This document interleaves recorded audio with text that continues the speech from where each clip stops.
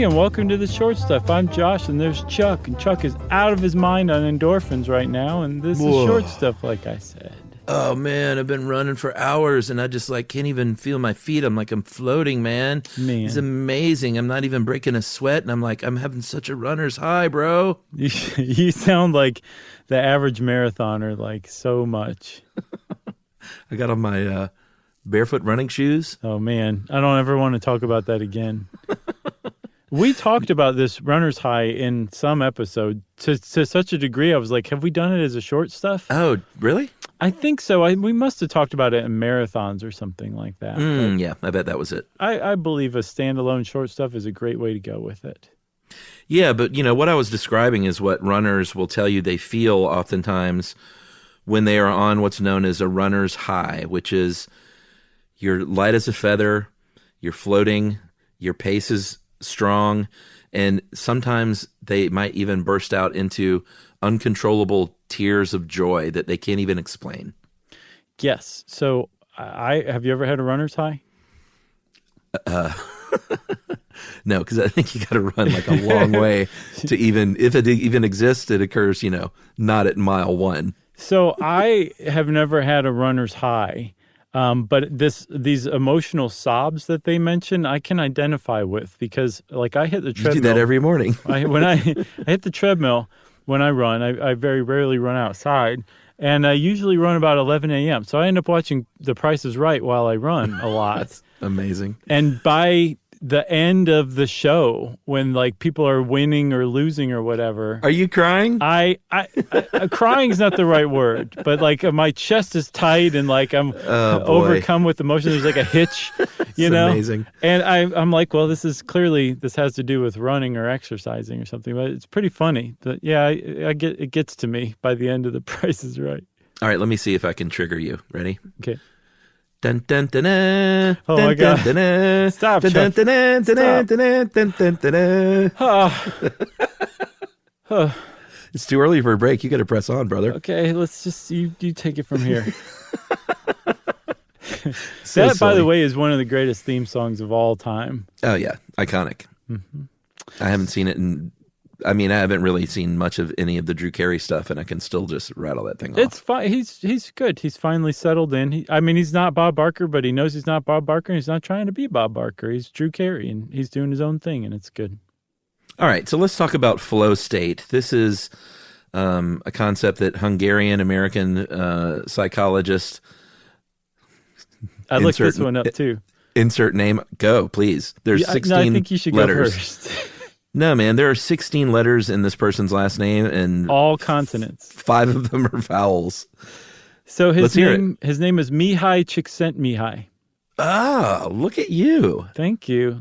I'm sure that my dialect is nowhere near Russia, but that's pretty close from what I can tell. Yeah, just picture in your mind something spelled like this, everyone. Csikszentmihalyi. That was his last name. Yeah, that's the last name. So, I want to say it again, okay? Yeah, I want to hear it again. Mihai Csikszentmihalyi. That sounds like a sentence. It sounds like you're saying something in a different language. I am. I'm saying this guy's name. I appreciate the advice. Can you point me in the direction of the nearest car rental? Mihai Csikszentmihalyi. Okay, it's right over there then.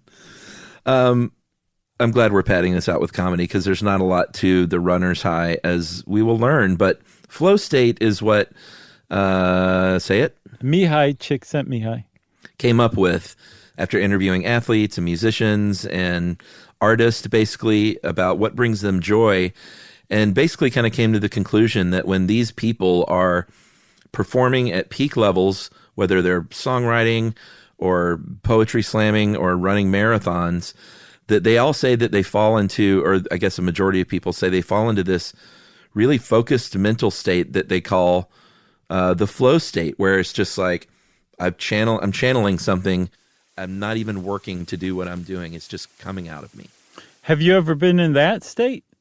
I know you haven't had a runner's high, neither have I, but I've been in a flow state before. Have you? I feel like I've been in a flow state with writing before. Nice. I don't remember what I was doing while I was doing it, but I remember being like, "Oh wow, this is something special," and it was probably something mundane like digging a hole or something like that, which I'm known to do.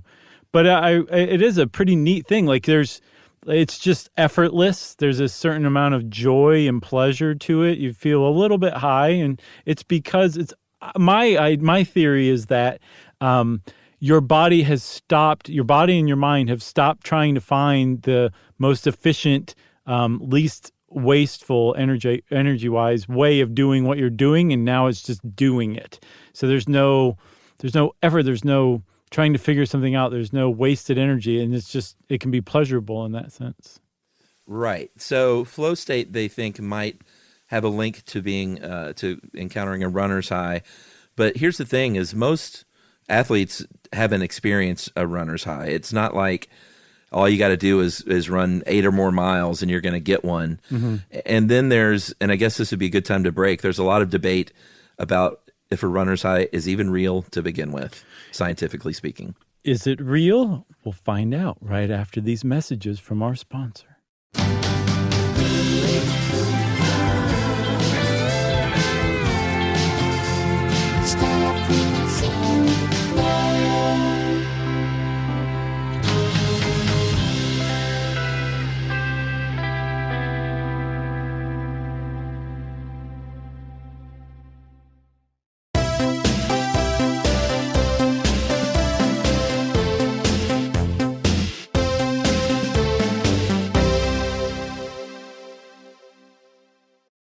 Chuck, is it real? Well, first we should just say that the whole idea of this came around in the 70s when the big running boom really kicked off. By Forrest Gump? Yeah, exactly. And doctors started looking into it a little bit, and researchers are like, is this even a thing? Can we explain this physiologically? And they kind of landed on initially endorphins, mm-hmm. which are neurotransmitters that are sending chemical messages, activating opiate receptors, and basically they can create a sort of an analgesic effect that could numb the body to pain and trigger a kind of morphine-like euphoria, let's say. Mm-hmm. And they're like, all right, if you're running enough, maybe you're just the surge of endorphins is what's explaining this. I mean, and that's what it stayed for decades, basically. Like when I first started getting into running 10 years ago, I used getting into running and making air quotes. Mm-hmm. I remember hearing like, oh, it's endorphins. And endorphins do like keep your muscles from aching. They do have like that analgesic effect like you were talking about. But the big problem is they apparently don't cross the blood-brain barrier. Yeah. So I guess somehow they do release opioids or they activate your opioid receptors, but I'm not sure how they do that if they can't get to your brain. Or maybe there's some that get to your brain, but it's not the ones that get released by your muscles. Whatever the case, these early researchers, physiologists who said it's endorphins, they were just making it up. No one went back and checked their work, and when they finally did, they saw that this is just bunk, basically. As bunk as speed reading. Yeah, exactly. That's a good T-shirt. In 2015, there was a study out of Germany that basically said that running can stimulate your endocannabinoid system, which is pretty interesting. Mm-hmm. Your body produces endocannabinoids. It's like your sort of built-in cannabis system. It's body pot. Yeah, it's good band name. Oh, man, it's a great band name. And I don't even like my band name stuff usually, but Body Pot sounds great. Yeah, that's a pretty good one. What kind of music is it, though? You always nail that. It's classical, but done on mandolins. All right, very interesting. Mm-hmm. That's not a thing. You just created a genre. I think I might have, actually. Not a good one, but I did. Sure.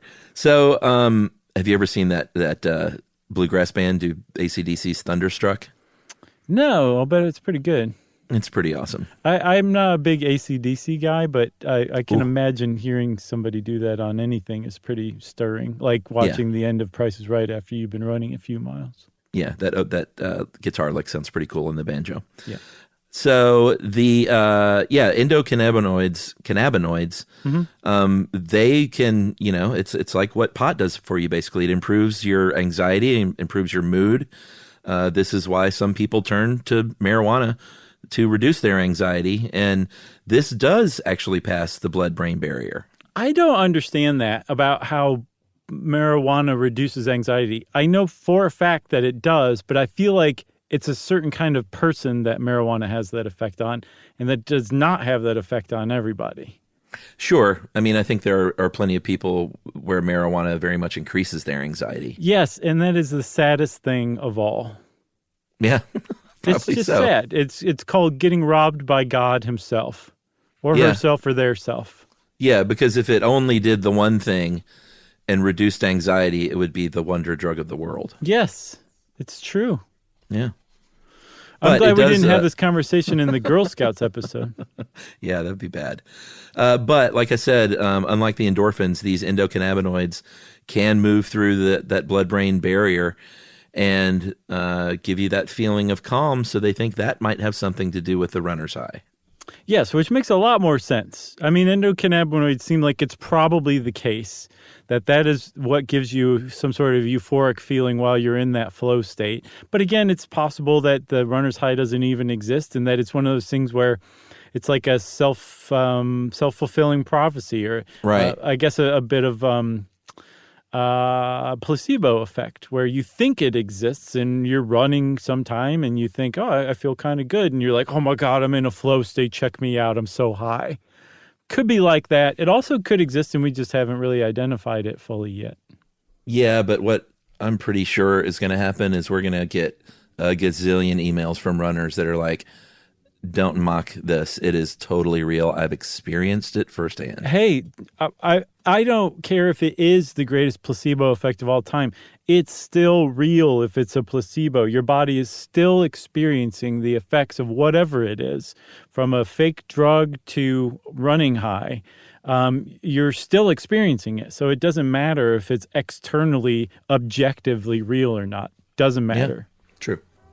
Well, if you want to know more about solipsism or anything like that, join us next time on Short Stuff. We don't have anything else about runner's high, right, Chuck? No, we don't. Well, then that means, everybody, that Short Stuff is giddy up. Stuff You Should Know is a production of iHeartRadio. For more podcasts from iHeartRadio, visit the iHeartRadio app, Apple Podcasts, or wherever you listen to your favorite shows.